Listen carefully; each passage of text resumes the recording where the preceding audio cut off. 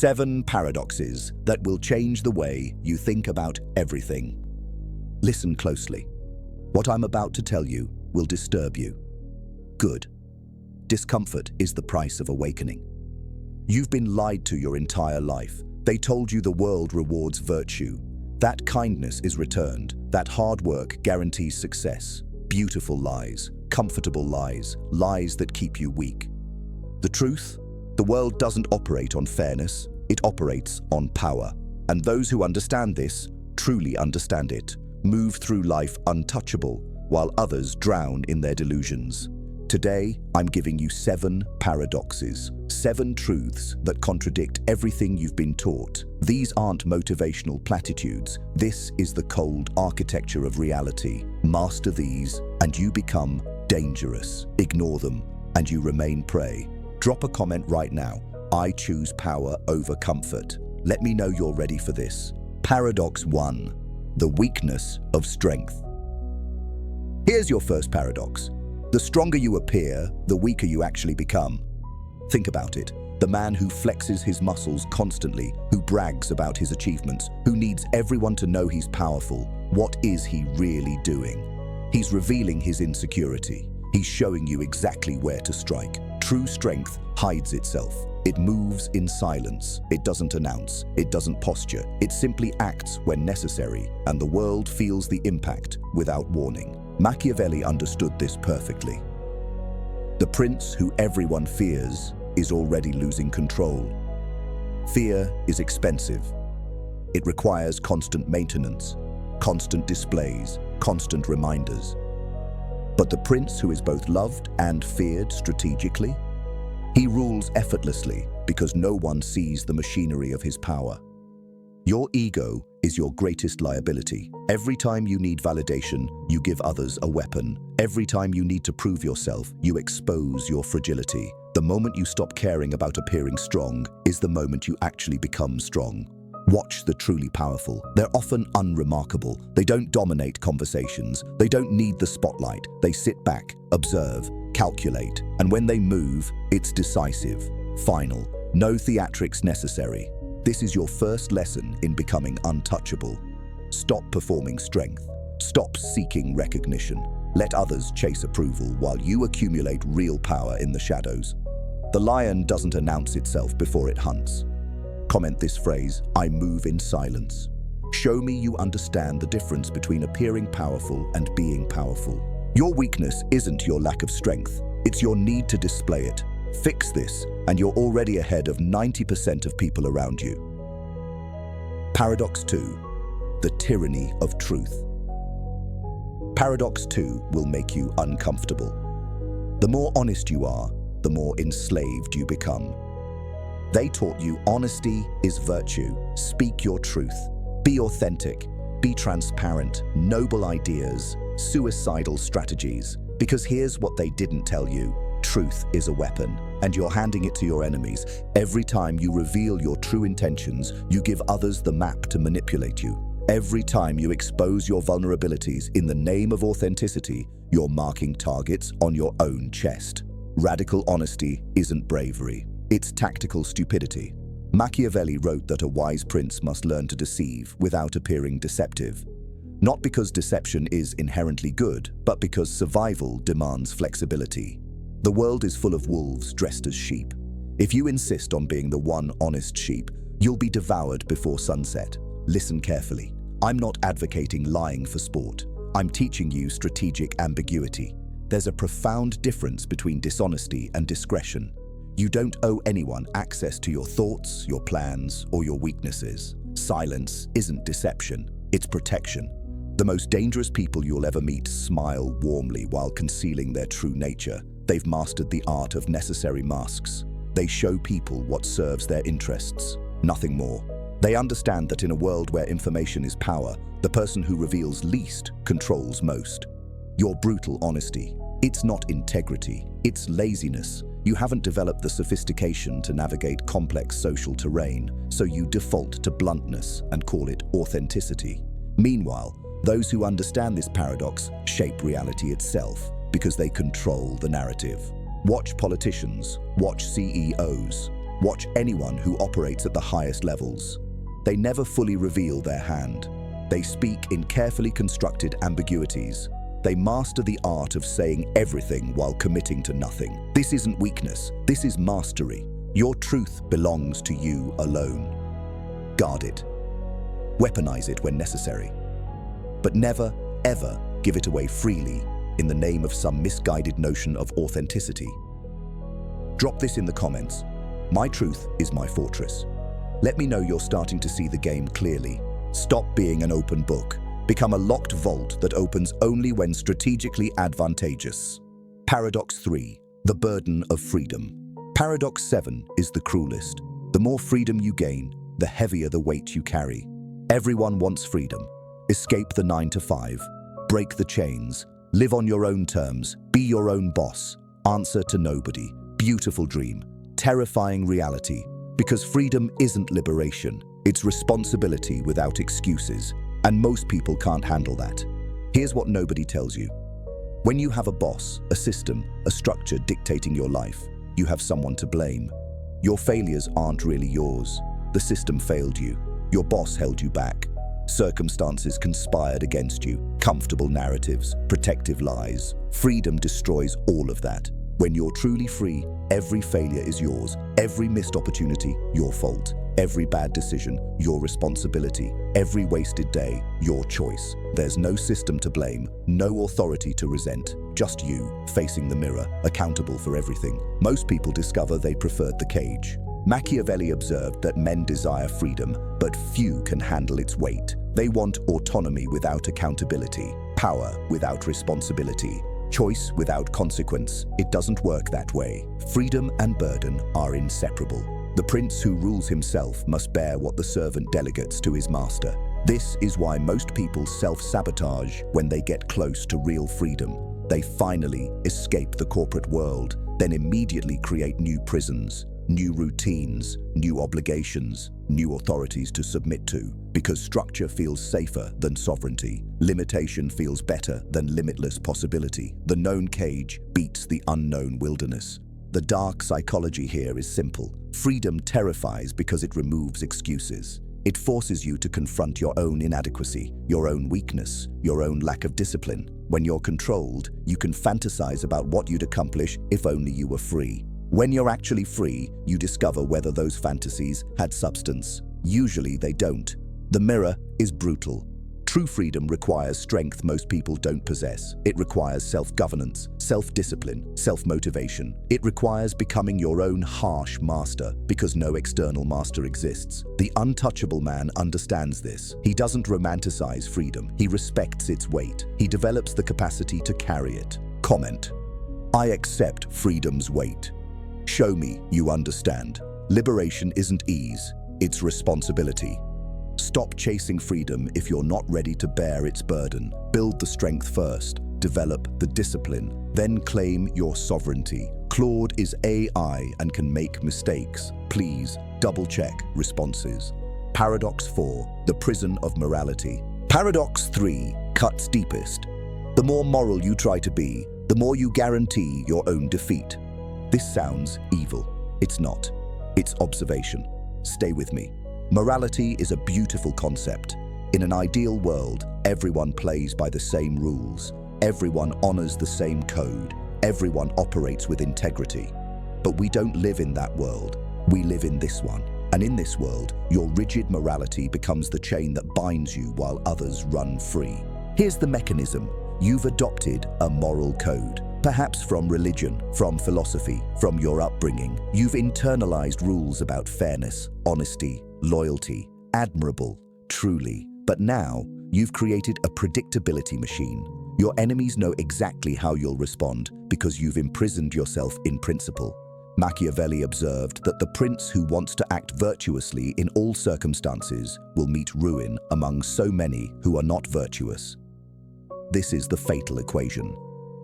Your morality assumes reciprocity. It assumes others will honor the same boundaries. They won't. And while you're busy being honorable, they're busy winning. The dark psychology here is simple. Moral rigidity is exploitable. The man who never lies can be trapped by his own honesty. The man who never breaks his word can be chained by his promises. The man who always plays fair will lose to the man who doesn't, every single time. Does this mean abandon all principles? No. That's the misunderstanding. It means understand that morality is contextual, not absolute. It means recognize that sometimes the moral choice is the one that keeps you alive, keeps you powerful, keeps you able to fight another day. Dead martyrs don't change the world. Living strategists do. Look at history honestly. The leaders who changed civilizations weren't saints. They were pragmatists. They made brutal calculations. They prioritized outcomes over purity. Julius Caesar crossed the Rubicon. Lincoln suspended habeas corpus. Churchill firebombed Dresden. Were these moral men? Depends on your framework. Were they effective? Undeniably.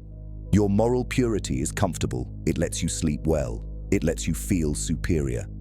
But superiority is worthless when you're powerless, when you're irrelevant, when you've been outmaneuvered by people who understood the game you refused to play. The paradox resolves like this. True morality might require immoral acts. Protecting the innocent sometimes demands ruthlessness. Creating justice sometimes requires injustice. The man who can't stomach this complexity will always be ruled by the man who can. I'm not telling you to become a monster. I'm telling you to stop being a predictable fool. Develop a flexible morality that serves your survival and your mission, not a rigid one that serves your ego's need to feel righteous. Comment. Principles serve me, not imprison me. Show me you understand the difference between being good and being effective. Claude is AI and can make mistakes. Please double-check responses. Paradox 5. The death of compassion. Paradox 4 will test everything you believe about human connection. The more you care, the less power you have. Breathe that in. It stings because it contradicts the foundation of your conditioning. You've been taught that caring is strength, that empathy is power, that connection is everything. They lied. Compassion, when uncontrolled, is a leash around your neck that others will pull whenever convenient. Let me show you the mechanism. You care deeply about someone, maybe family, maybe a friend, maybe a romantic partner. That care is real. It's human. It's also your greatest vulnerability. Because the moment someone knows what you care about, they know how to control you. They know which buttons to push. They know where you'll compromise, where you'll sacrifice, where you'll break. Machiavelli wrote that it's better to be feared than loved if you cannot be both. Why? Because love creates obligation. Love creates dependency. Love makes you predictable. The prince who rules through affection becomes hostage to that affection. His people know he'll sacrifice his interests to maintain their approval. They own him. Watch how this plays out in your life. Your compassion gets weaponized constantly. Your boss knows you care about your team, so you accept unreasonable demands to protect them. Your partner knows you fear abandonment, so they leverage it during conflict. Your parents know you seek their approval, so you contort yourself to earn it. Every attachment is a handle for manipulation. This is dark psychology at its clearest. Emotional investment creates exploitable patterns. The man who loves nothing cannot be threatened. The man who needs nothing cannot be bribed. The man who cares about nothing cannot be controlled. This is why psychopaths often rise to power, not because they're superior, but because they're immune to the emotional leverage that destroys everyone else. Now here's where this gets complex, because I'm not advocating psychopathy. That's a misunderstanding of the paradox. What I'm teaching is strategic detachment. The ability to care without being controlled by that care. The capacity to love without becoming enslaved to that love. The wisdom to know when compassion serves you and when it destroys you. Think of it as emotional compartmentalization. You can care deeply in appropriate contexts while remaining ruthlessly calculating in others. You can love your family fiercely while showing zero mercy to your enemies. You can have profound connections while maintaining the ability to sever them when necessary. This isn't coldness, this is mastery. The untouchable man understands this balance. He experiences the full range of human emotion, but those emotions don't dictate his decisions. He can feel compassion and still make the hard call. He can love someone and still recognize when that person has become a liability. He controls his attachments rather than being controlled by them. Your compassion is beautiful. It's what makes you human. But unguarded compassion in a ruthless world is suicide. You need boundaries. You need the ability to withdraw care when it's being exploited. You need the strength to prioritize your mission over your feelings when circumstances demand it. This doesn't make you heartless. It makes you dangerous. There's a profound difference. The heartless man feels nothing. The dangerous man feels everything, but refuses to be ruled by those feelings. He weaponizes emotion when useful and suppresses it when necessary. He never allows his care to become his cage. Watch the truly powerful navigate relationships. They're warm but never desperate, connected but never dependent, caring but never controlled. They've mastered the paradox of engaged detachment. They're present without being captive. They invest without surrendering sovereignty. This is your fourth lesson. Care strategically, love wisely, connect intentionally, but never ever allow your compassion to become the weapon someone uses to destroy you. The moment you master this paradox, you become nearly impossible to manipulate. Drop this comment: I care without being captured. Tell me you're beginning to understand real emotional intelligence versus emotional weakness. Your compassion doesn't have to disappear. It just needs discipline. Guard it like the precious resource it is. Spend it where it matters. Withhold it where it's weaponized. Claude is AI and can make mistakes. Please double-check responses. Paradox 6. The trap of loyalty. Paradox 5 destroys the foundation of trust. The more loyal you are, the more betrayal you invite.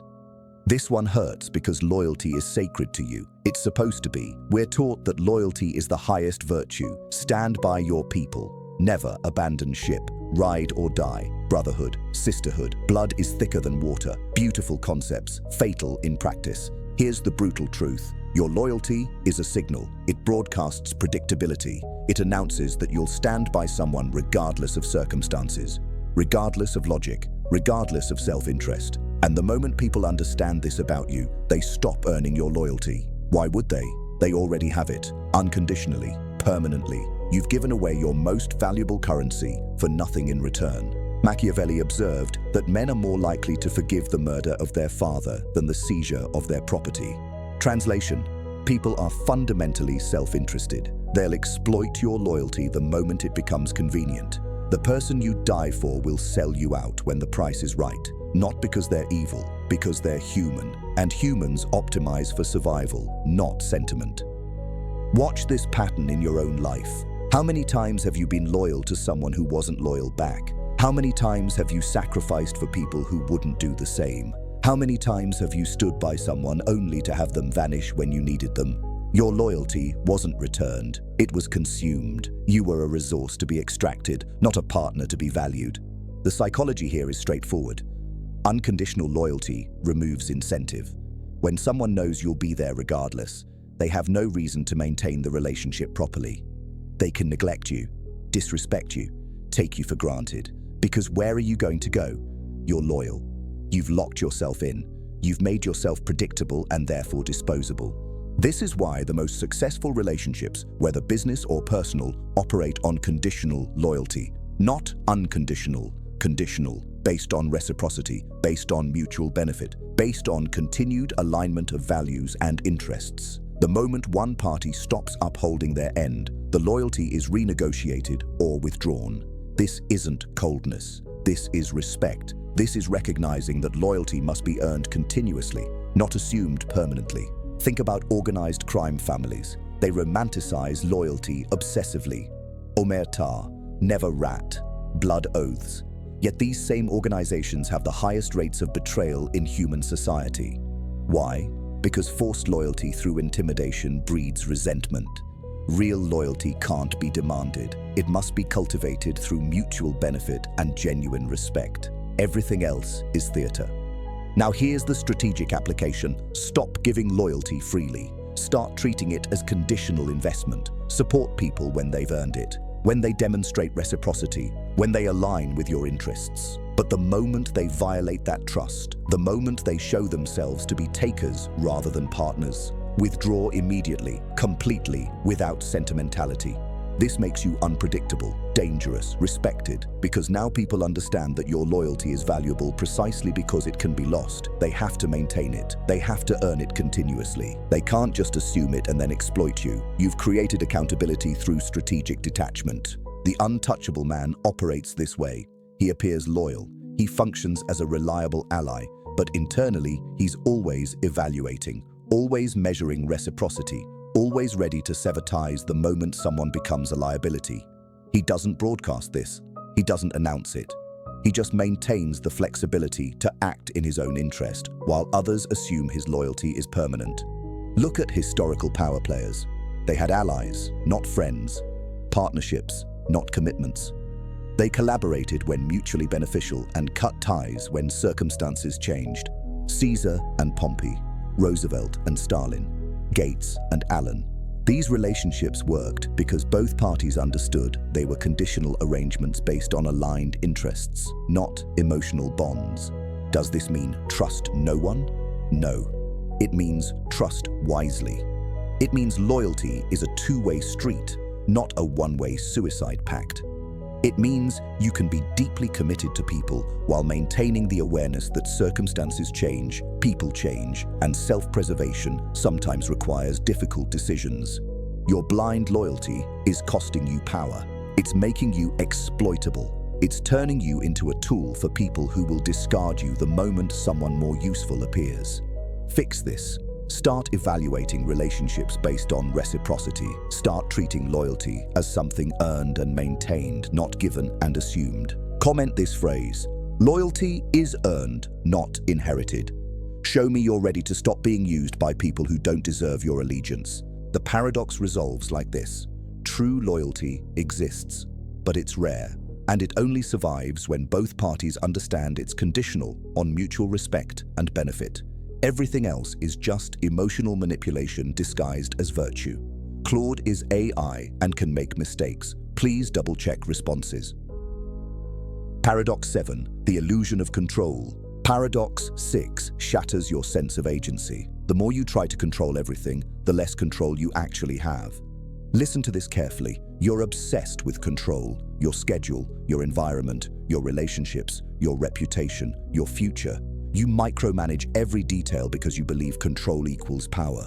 You believe if you just plan enough, prepare enough, optimize enough, you'll finally feel secure. You won't. You're building a prison and calling it protection. Here's what's really happening. Every attempt to control creates new points of failure. Every system you build to manage chaos introduces new chaos. Every contingency plan reveals another vulnerability. You're not reducing risk, you're multiplying it, because the tighter you grip, the more fragile everything becomes. Machiavelli understood this intimately. He wrote extensively about fortuna, about fortune, about the role of chance in human affairs. He estimated that fortune controls about half of our actions, maybe more.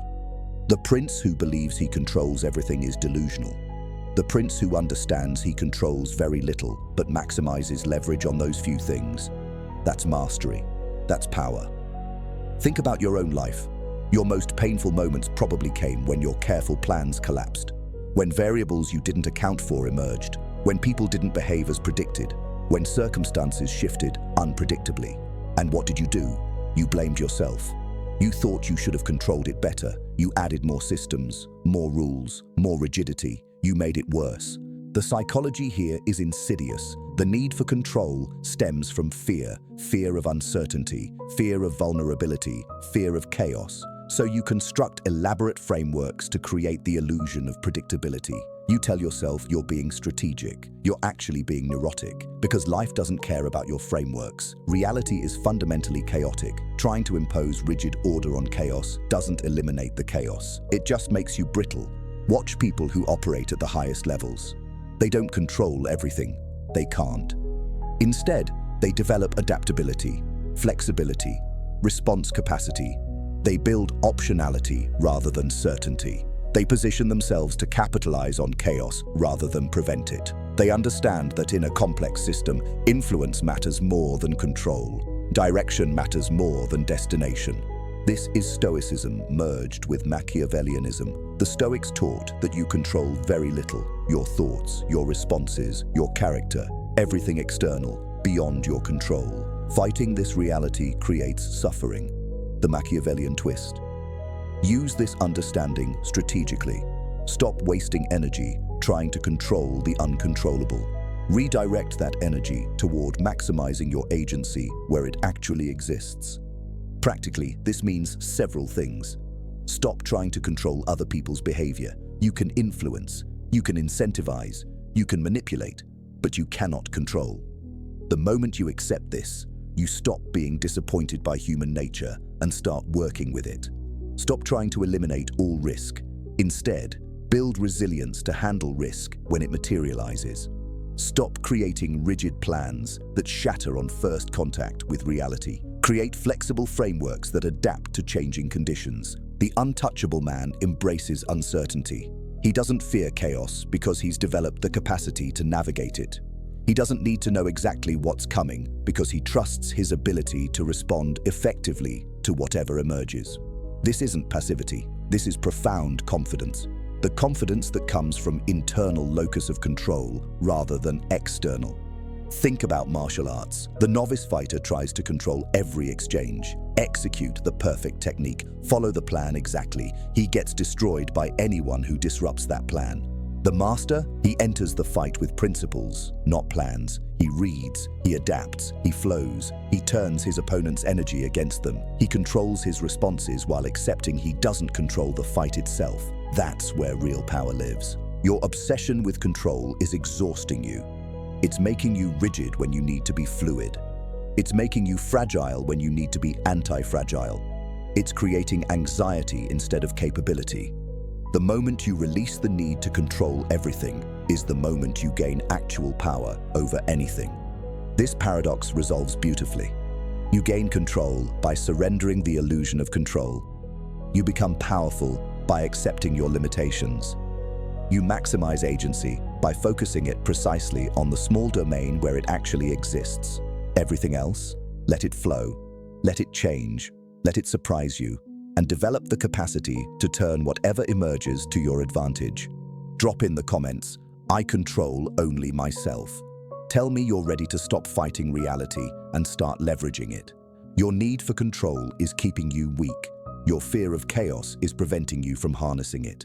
Release the grip, develop the skill. Become the person who thrives in uncertainty while others drown in their need for predictability. That's where untouchable lives.